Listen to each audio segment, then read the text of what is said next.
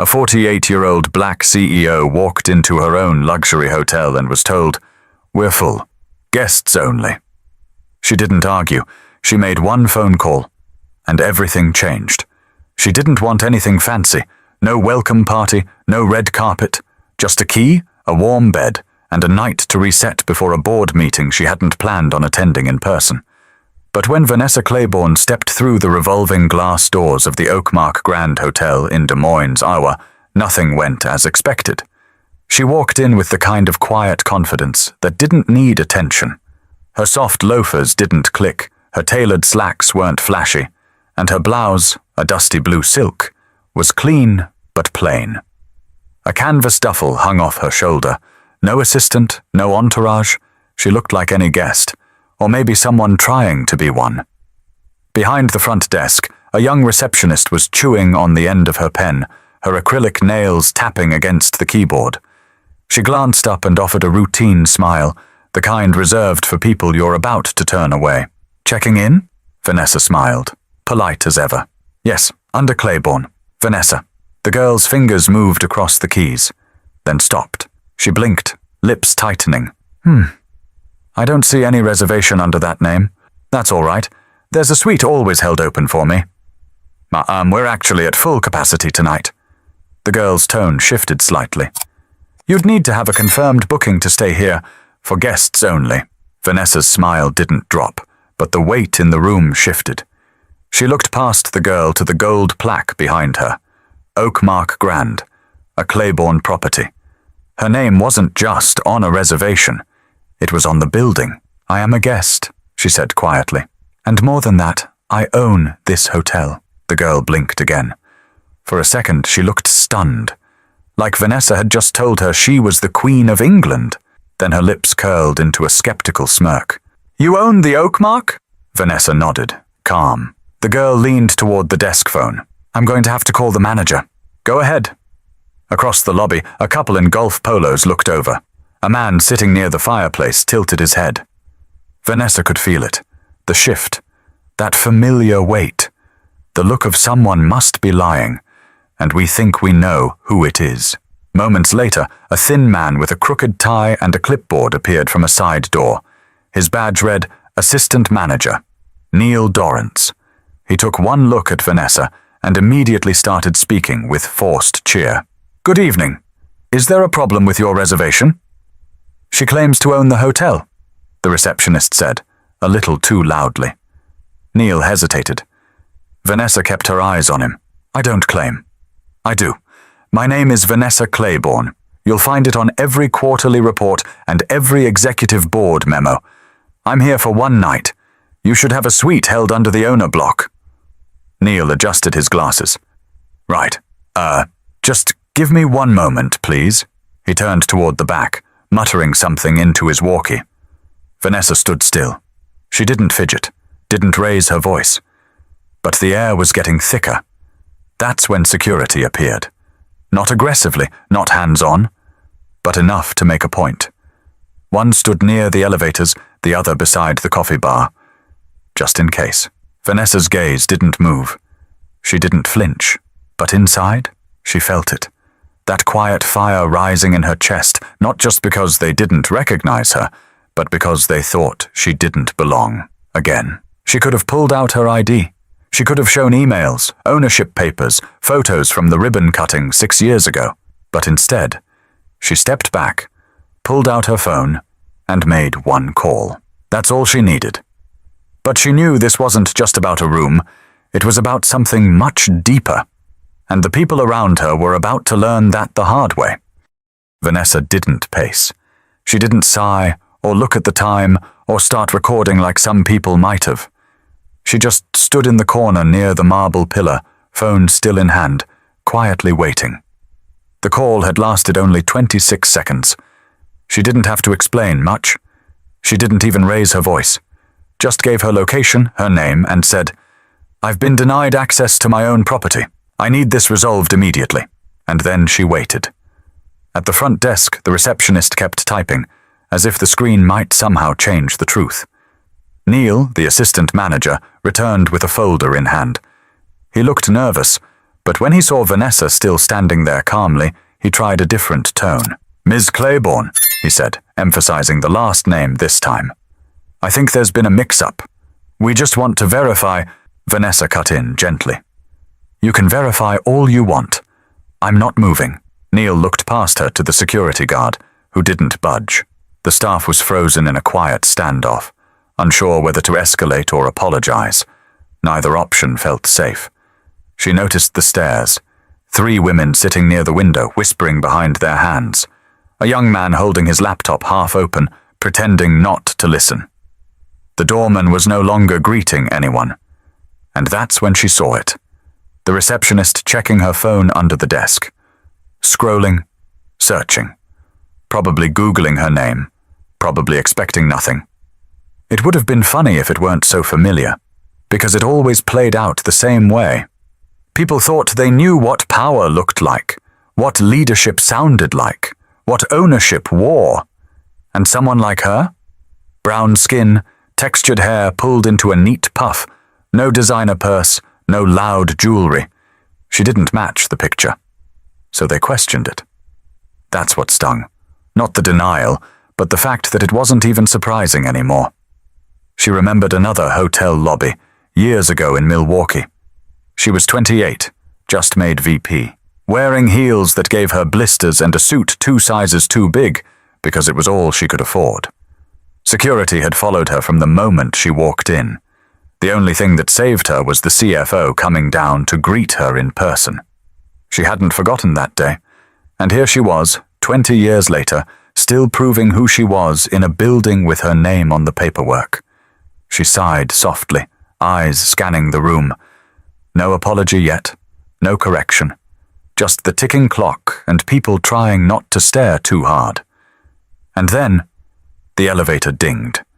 2 men stepped out, one in a grey suit with a clipboard, the other in a company fleece. Neither of them looked like hotel staff. They moved with purpose. Vanessa recognized them immediately. Regional Vice President, Brent Kessler. District Manager, Carlos Reno. Now it was their faces that showed a flicker of panic. Brent approached fast, nodding at Neil without even stopping.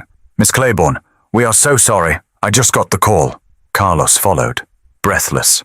"We're taking care of this. Right now." Neil started to speak, but Brent cut him off with a look. The receptionist froze in place, eyes wide. She suddenly realized who Vanessa was. Her face turned pale, and she slowly took a step back. "Suite 1202 has been cleared," Carlos said, checking his tablet. "The drive is being rerouted to take you anywhere you need in the morning. Your usual fruit tray and espresso order will be waiting." Vanessa gave the smallest smile. "Thank you." But she wasn't done watching. She wanted to see how everyone responded now that they knew who she was. Whether their tone would shift, their posture would change. She wanted to witness the way power worked when it finally entered the room. Because it's one thing to be disrespected when people don't know your name, but it's something else entirely when they do, and choose to do it anyway. Carlos pulled Neil aside, his voice low but sharp. Brent was already on the phone, speaking in clipped phrases about HR protocol and service misconduct. The tension that had once been aimed at Vanessa was now redirecting itself inward, ricocheting through the staff like a pinball of panic. Vanessa didn't gloat. She didn't fold her arms or raise her chin in victory. She simply walked back to the front desk, slow, quiet steps, and placed her phone on the counter. "I'll take the 12th floor suite," she said, her voice even. "Same setup. Please send someone up to confirm it's clean." The receptionist opened her mouth, but couldn't find the words. Vanessa didn't wait for her to try. She turned to Brent. "Have I been checked in?" "Just finished," Brent replied, flipping his clipboard. "You'll have 2 keycards and an incident report by the time you're in the elevator." "Good. And the rest?" He nodded. "We've issued a site-wide notification. Corporate audit team is on standby. All current staff will be required to go through recertification on guest protocol. And disciplinary actions will begin tonight." Vanessa glanced over at the receptionist, who was now nervously biting the inside of her cheek. Her acrylic nails tapped against the desk, but the rhythm had changed. No longer careless, now anxious. "You'll speak to her," Vanessa said plainly. Brent cleared his throat. "Yes, ma'am." Privately, with HR present. Carlos looked ready to say more, but Vanessa raised one hand. "I'll speak to her too. Not now. After I've rested." She took the keycards, nodded once, and walked toward the elevator. Heads turned. Some guests whispered. Others watched in silence.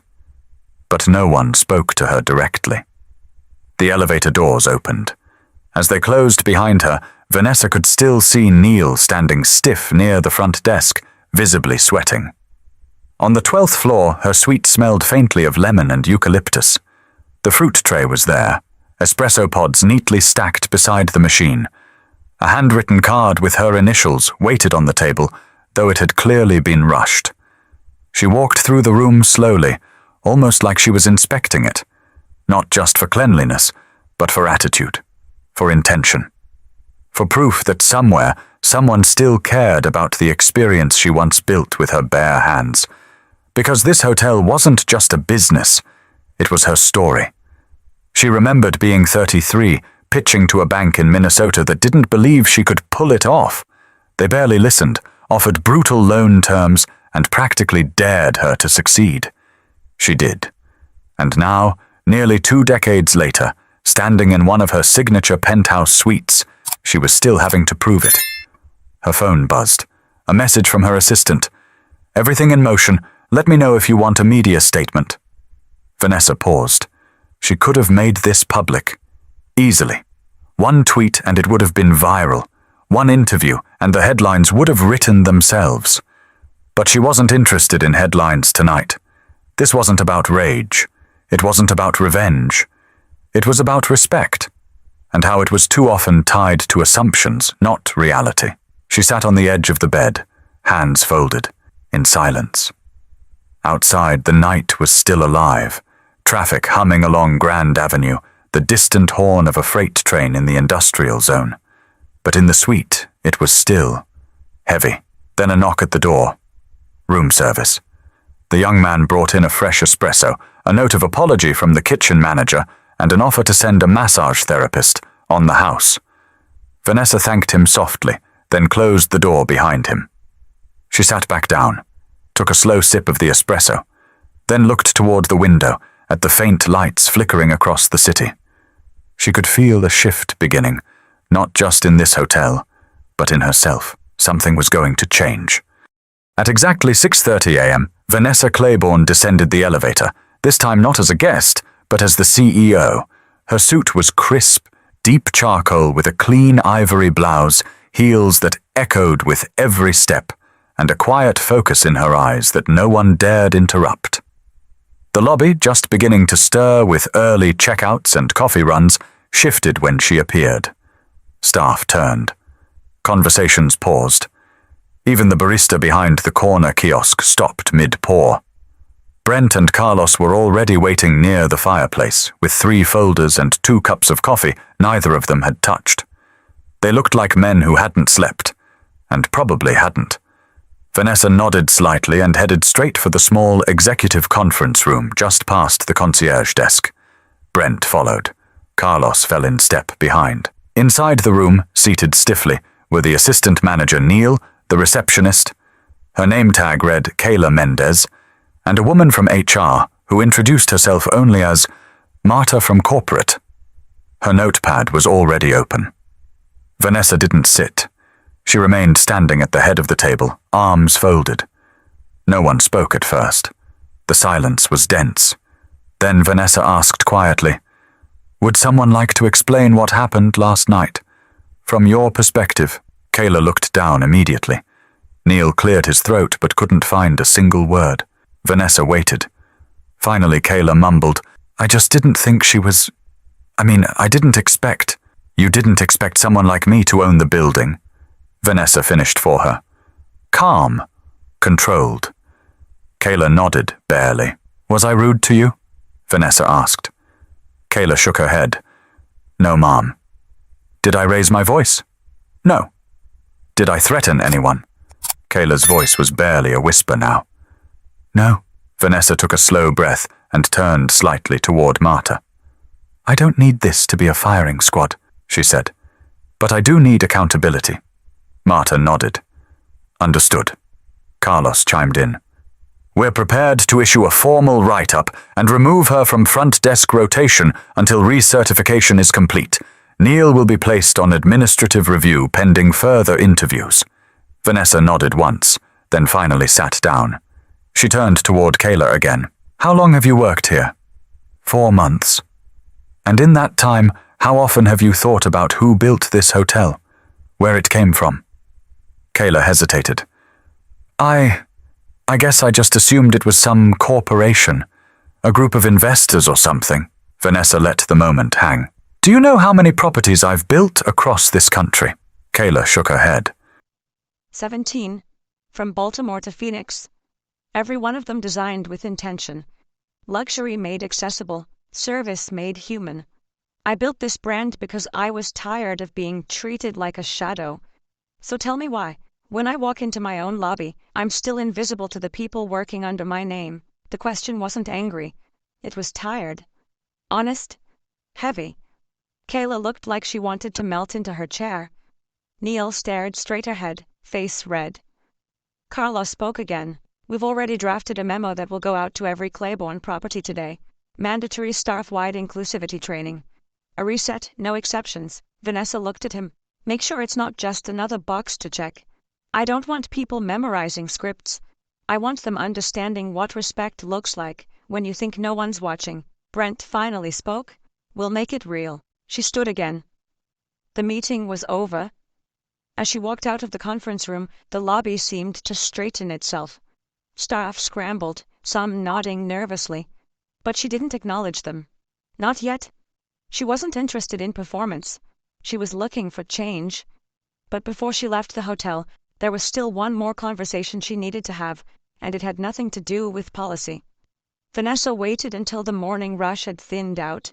She gave it time, not for dramatic effect, but so no one could hide behind distraction. No ringing phones, no fake smiles for guests walking in. Just stillness and truth. She spotted Kayla Mendez in the staff lounge behind the coffee bar, seated alone at a narrow table with a half-eaten blueberry muffin in front of her. Her phone was face down. She looked like she hadn't slept either. Vanessa didn't send someone to call her. She walked in herself. Kayla sat up fast, nearly knocking over her drink. Relax, Vanessa said, pulling out the chair across from her. I just want to talk. Kayla swallowed hard. Yes, Mom. Drop the mom. Vanessa replied gently. This isn't a hearing.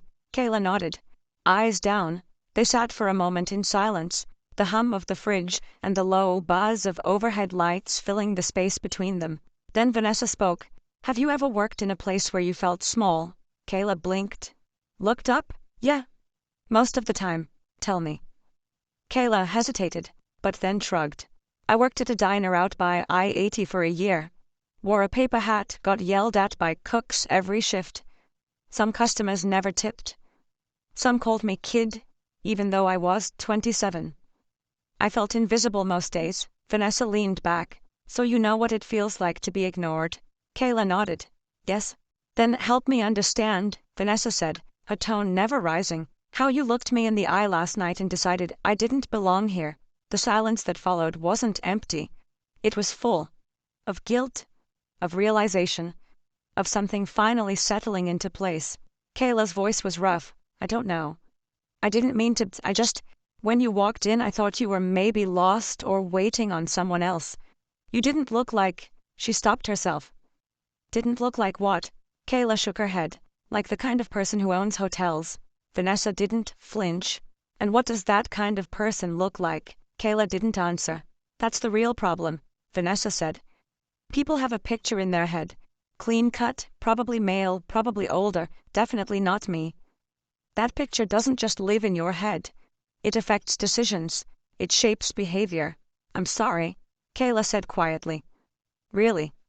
I know that's not enough. But I am. Vanessa nodded slowly. It's a start. But I'm not here for an apology. I came here because I wanted you to see me. Not just as your boss. Not as a cautionary tale. As a person, Kayla looked confused. I was you once, Vanessa continued. I started as a receptionist. Got mistaken for a janitor more times than I can count. Had people call me sweetheart and honey, like I wasn't the one keeping the place running. Every time I had to decide whether to fight or let it go. And when I finally got into the boardroom, I told myself I'd build places where people like you could grow. Kayla's eyes were wide now. You really started as a receptionist? Vanessa smiled. In St. Paul, my first boss told me I talked too educated to be on phones and moved me to night audit. That was the beginning. Kayla almost laughed. That's unreal. It shouldn't be. Vanessa said. It should be normal. She stood up. I don't need you to be perfect, but I do need you to be aware. Every guest who walks through that door, old, young, dressed up or not, deserves dignity. Start there, and you'll never have to recover from moments like last night again. Kayla stood too. Thank you for talking to me. I mean that. Vanessa nodded once and left her standing there. But as she walked back through the lounge door, something in her felt lighter, because the message had finally landed where it needed to.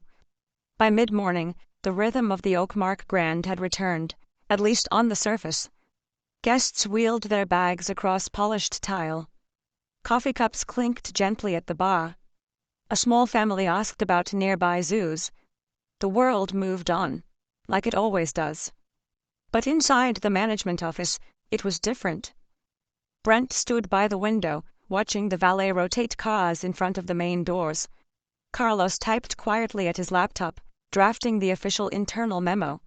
Marta, the HR lead, reviewed new onboarding modules with a stony focus.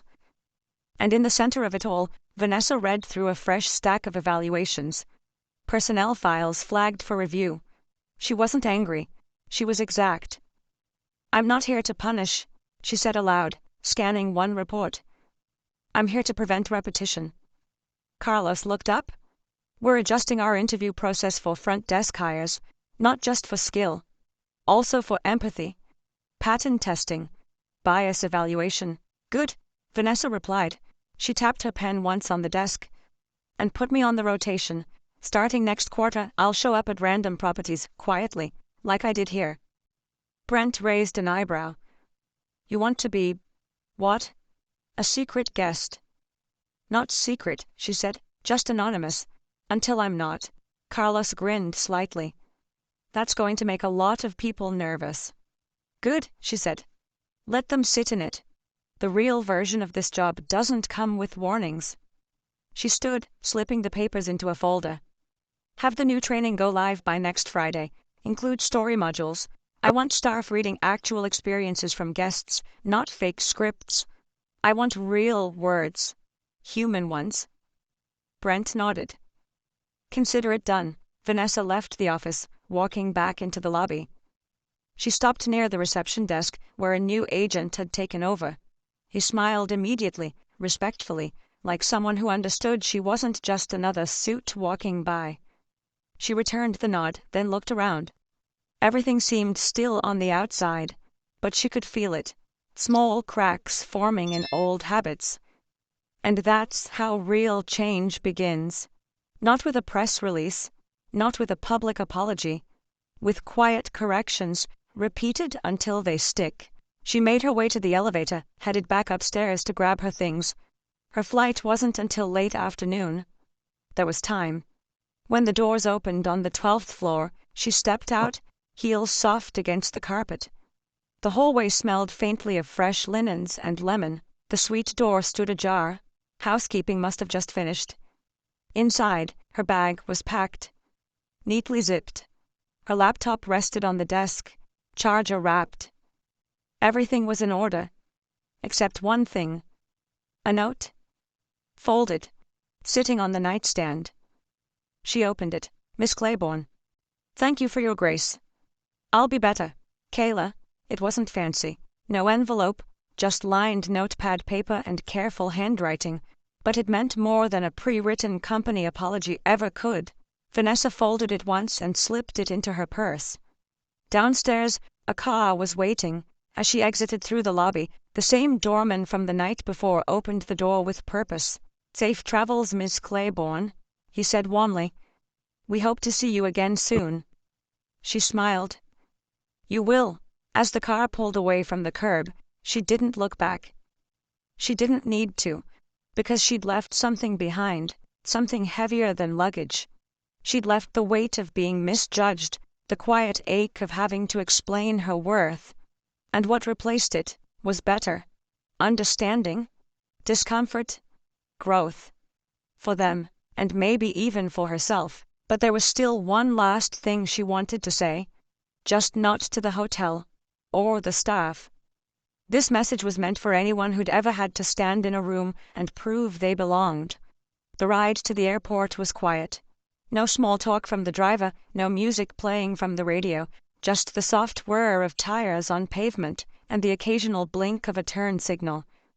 Vanessa sat in the back seat with one hand resting on her purse and the other holding the folded note from Kayla. She hadn't read it again, but it was there, like a reminder, like a small piece of proof that the previous night hadn't been for nothing. She stared out the window at the rows of brick buildings, the corner gas stations, the faded signs for mechanics and bakeries. This wasn't where she'd planned to be this week. And yet, maybe she'd been meant to be here all along. Not for the board meeting, not for the business, but for the conversation. Because the truth is, this kind of thing didn't shock her anymore. She wasn't angry that it happened. She was tired that it kept happening. Tired of how often worth gets measured by assumptions. Tired of how fast people sort you into categories without asking a single question. Tired of being made to explain things she should never have to say aloud. Yes, this is mine. Yes, I built it. Yes, I deserve to be here. And yet, she wasn't bitter. That's the part people don't understand. Vanessa didn't carry bitterness. She carried memory. And memory could be powerful, if you used it right. As the airport signs came into view, she thought about her younger self again. That girl working night shifts in cheap flats and stiff uniforms. No makeup, no recognition. Just drive. Just the belief that someday she'd build something no one could take from her. She had done that. But buildings weren't enough. Because even with 17 properties and a team of executives reporting to her, people still looked at her and saw something else, something less. So what do you do when the world refuses to see you? You make sure you see yourself, clearly, without apology. And then you walk in anyway. You hold your ground, you speak plainly, you don't beg for permission, you act like the door was always yours. Vanessa stepped out of the car, grabbed her bag, and nodded at the driver. No more words needed. Inside the terminal, people hurried around her with their coffee cups and roller bags. Tay announcements echoed through the ceiling speakers. She moved quietly, almost invisible again in the rush of strangers. But in her chest, something settled. She had taken a moment of humiliation and turned it into a mirror. For everyone in that hotel to finally see themselves. And mirrors don't lie. They show you who you really are. She hoped Kayla would grow from it. She hoped Neil would learn. She hoped Carlos and Brent would follow through on every promise made in that office. But if they didn't, she'd still be standing. She always had been. Because dignity wasn't something anyone gave her. It was something she never gave up, and for anyone watching, anyone listening, who'd ever been dismissed, doubted, or spoken to like they didn't matter, Vanessa had one final thing to say. You don't have to shout to be heard. You just have to know who you are. And walk like it every single time. Let them be uncomfortable. Let them learn. Let them wonder how they missed it. And when they finally see you, make sure they never forget. If this story made you pause, reflect, or feel something deep in your chest, share it, leave a comment, and don't forget to subscribe for more stories that speak to truth, power, and the people who refuse to be ignored.